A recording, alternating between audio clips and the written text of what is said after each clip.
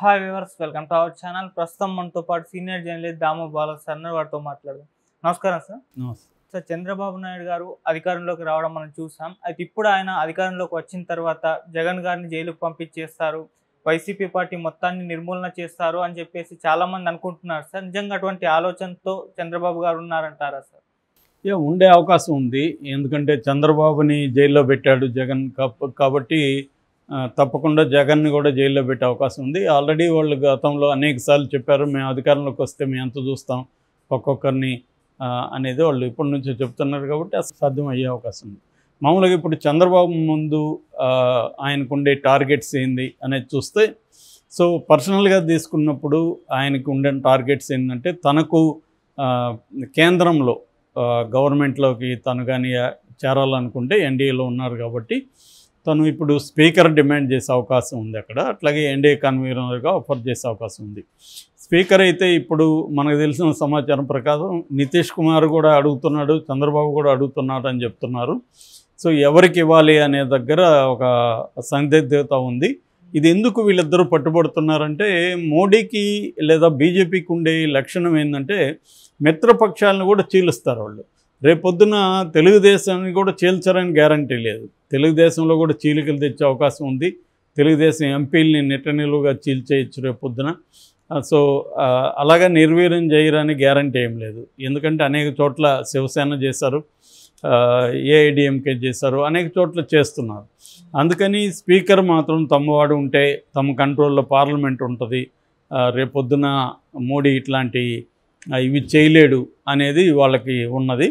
So అది ఒక ఇది. అట్లాగే జగన్ విషయంలో కూడా మోడీ మీద ప్రెజర్ చేయొచ్చు, జగన్ని జైలుకి పంపించాలి. ఆల్రెడీ 18 కేసులు ఉన్నాయి, ఈడీ అండ్ సిబిఐ కేసులు. వాటిలో బెయిల్ మీద 10 ఏళ్ళు ఉన్నాడు కాబట్టి ఆ బెయిల్ రద్దయ్యే విధంగా ఈ 2 ఏజెన్సీలు కానీ కృషి చేసి సిబిఐ కోర్టు అనుకుంటే జైలుకి వెళ్తాడు. సో మామూలుగా ఇప్పుడు చంద్రబాబు ముందు ఉన్న కర్తవ్యం ఏంటంటే, రాష్ట్ర అభివృద్ధి సంక్షేమ పక్కన పెడితే చంద్రబాబు తన స్థానాన్ని సుస్థిరం చేసుకోవాలి, లొకేషన్ కూడా సీఎంగా ఎస్టాబ్లిష్ చేయాలి. తను వెళ్ళే లోపలే లొకేషన్ని కంప్లీట్గా సీఎంగా ఎస్టాబ్లిష్ చేసేసి వెళ్తే తన తదనంతరం కూడా తెలుగుదేశం లోకేష్ నాయకత్వంలో కంటిన్యూ అవుతుంది.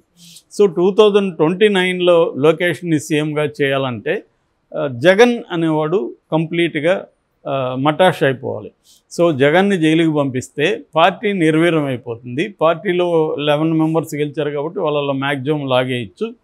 లాగేస్తే ఇంకా అసలు ఆల్రెడీ ప్రతిపక్ష హోదా లేదు కాబట్టి ఇంకా ఒకరో ఇద్దరు మిగులుతారాడ, వాళ్ళు ఏమీ చేసేది ఏమి ఉండదు. సో కాబట్టి వైసీపీ అనేది ఏముండదు. వైసీపీ నాయకులు ఎవరన్నా కూడా తలెత్తితే వాళ్ళని తొక్కేసేయచ్చు. కాబట్టి వైసీపీ ఉండదు. ఎట్లాగూ షర్మిల లేదు కాబట్టి, గతంలో అంటే జగన్ లోపల ఉన్నప్పుడు షర్మిల, విజయమ్మ ఆ స్థానాన్ని ఫిలప్ చేసి వాళ్ళు వెళ్ళారు, ఒక సింపతి క్రియేట్ అయింది. మరోవైపు భారతిరెడ్డి ఫ్యాక్టరీలు చూసుకున్నారు కంపెనీలు.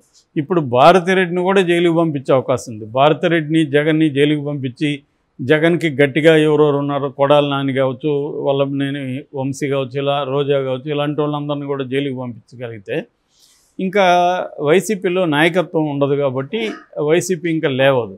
ఇది ఒక పద్ధతి.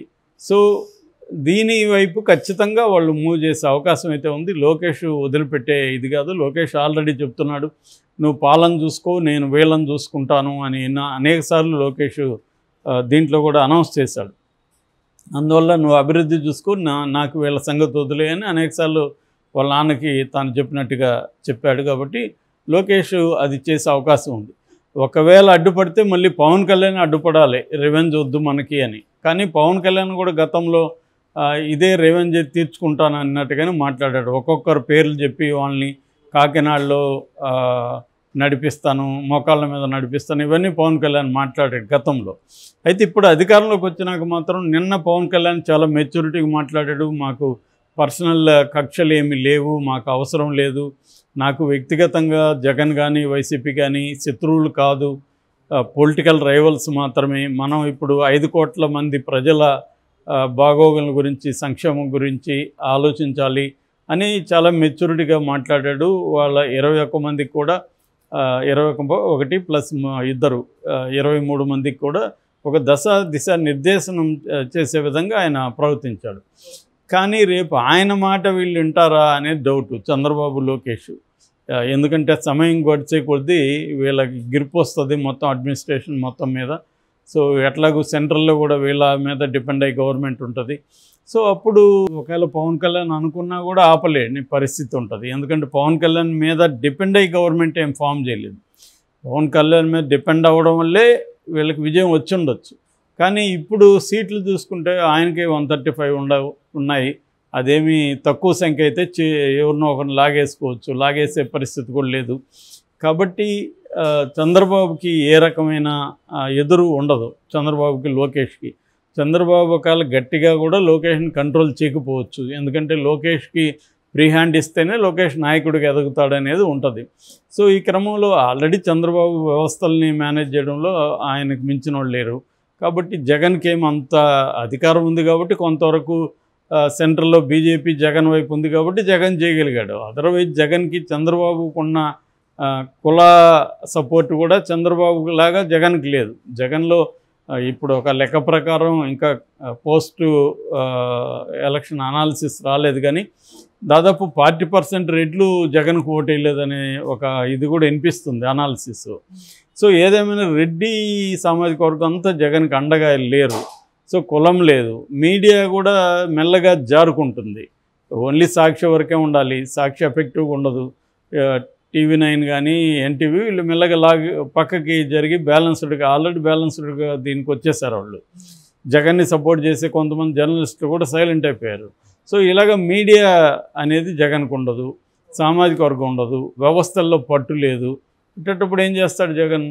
అంతా దేవుడికి ఇదని వదిలేసి జైలుకి పంపిస్తే ఆల్రెడీ నిన్న మాట్లాడిన బేలతనం కనబడుతుంది కదా.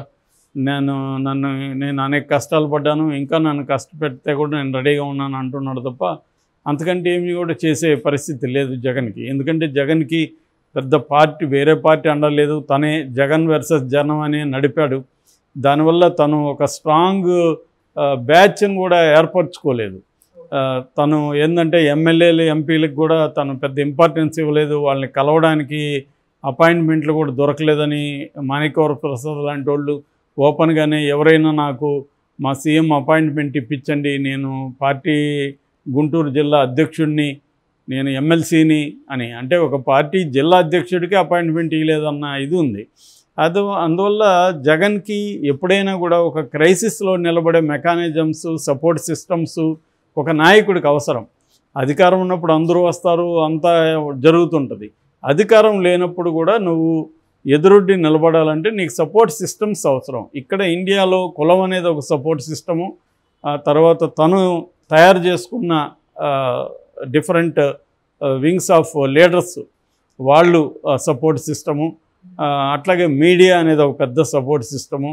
తర్వాత వ్యవస్థల్లో తన మనుషులు, ఈ సపోర్ట్ సిస్టమ్స్ అనేవి జగన్కి బలంగా లేవు. అధికారం ఉన్నప్పుడు ఉన్నట్టుగా కనబడినా అధికారం లేకపోయేసరికి ఈ సపోర్ట్ సిస్టమ్స్ ఏవి కూడా మనకు కనిపించట్లేదు స్ట్రాంగ్గా. కాబట్టి జగన్ని దెబ్బకొట్టడం అనేది పెద్ద కష్టం కాదు చంద్రబాబుకి. రేపు పొద్దున మోడీ చంద్రబాబు చెప్పినట్టు వినాల్సిందే.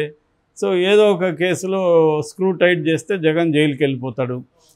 శిక్ష వేసేయచ్చు. మళ్ళీ కోర్టుల చుట్టూ తిరుక్కుంటున్నారు జగన్ లీగల్ టీము. సో అది కోర్టుల్లో కూడా చంద్రబాబుకు తెలుసు. చంద్రబాబుతో ఢీకొనాలంటే కోర్టుల్లో కూడా కష్టం.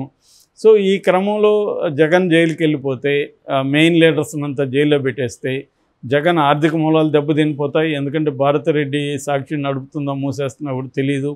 సో అవన్నీ కూడా చూసుకోవచ్చు. రేపొద్దున షర్మిల కూడా నాకు వాటా ఉందని కోర్టుకు వెళ్ళొచ్చు, కంపెనీలో వాటా ఉందని.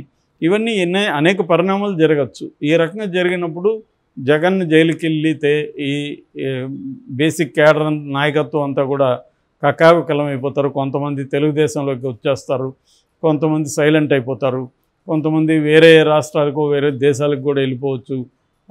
ఇటువంటి ఒక కండిషన్ కానీ ఉంటే మాత్రం వైసీపీ అనేది మనుగడ అనేది వెరీ డిఫికల్ట్ అవుతుంది. జగన్ గట్టిగానే తట్టుకొని ఉండొచ్చు. మామూలుగా అనేక మంది రాజకీయ నాయకులు కూడా ఇవన్నీ ఫేస్ చేస్తారు. మామూలుగా సంజు అని 2000 సంవత్సరాలకు ముందే చైనాలో ఆర్ట్ ఆఫ్ వార్ రాస్తాడు. ఆయన ఏం చెప్తా అంటే క్రైసిస్ అప్పుడు నువ్వు బతికుండడమే నీ విజయం అని చెప్తాడు. నువ్వు బతికి నువ్వు ఆరోగ్యంగా ఉండి నువ్వు నిలబడితే అదే సక్సెస్, ఇంకేమి నువ్వు చేయాల్సిన. అలాగే జగన్ కూడా ఆరోగ్యంగా ఉండి బలంగా దృఢంగా నిలబడి ఉంటే మళ్ళీ అవకాశం వచ్చే పరిస్థితి ఉంటుంది ఇప్పుడు. ఎందుకంటే చంద్రబాబు ఎగ్జాంపుల్. చంద్రబాబు 23 మంది ఇచ్చారు, అందులో కూడా 4 వెళ్ళిపోయారు, చాలా బలహీనమైన పరిస్థితిలో ఉన్నాడు, అయినా నిలబడ్డాడు. కానీ చంద్రబాబు నిలబడ్డానికి నేను ఇందాక చెప్పిన సపోర్ట్ సిస్టమ్స్ ఉన్నాయి ఆయనకి. కులం బలంగా ఉంది ఆయనకి, ఇంటర్నేషనల్గా వాళ్ళ కులం అనేది ఒక ఆంట్రప్రెన్యూర్ కులం, అది బిజినెస్ కమ్యూనిటీ చాలా స్ట్రాంగ్గా ఉంటారు, వందల వేల కోట్లు డబ్బులు పెట్టగలరు, ఆర్గనైజేషన్ చాలా టైట్గా ఉంటుంది, వాళ్ళకి వివిధ వ్యవస్థల్లో వాళ్ళ మనుషులు ఉంటారు. మీడియా, చంద్రబాబుకున్న మీడియా ఇంక దేశంలో ఏ ముఖ్యమంత్రికి లేదు. సో ఇలాగా చంద్రబాబుకి సపోర్ట్ సిస్టమ్స్ బలంగా ఉన్నాయి, ప్రతిపక్షంలో ఉన్నా కూడా నిలబడడానికి. అది జగన్కి ఆ స్థాయిలో లేదు. నేను కేసీఆర్ విషయంలో కూడా చెప్పాను, కేసీఆర్కి కూడా ఆ స్థాయిలో లేదు. ఇవి నిర్మించుకోవడంలో వీళ్ళు ఫెయిల్యూర్ అయ్యారు, చంద్రబాబు సక్సెస్ అయ్యాడు. సో ఇక్కడ చంద్రబాబు ఇప్పుడు జగన్ని సమూలంగా నేలమట్టం పార్టీని పడుకోబెట్టేసే పరిస్థితి అయితే ఉంది. మరి దీన్ని జగన్ ఎలా ఎదుర్కొంటాడని చూడాలి. Okay sir, thank you so much.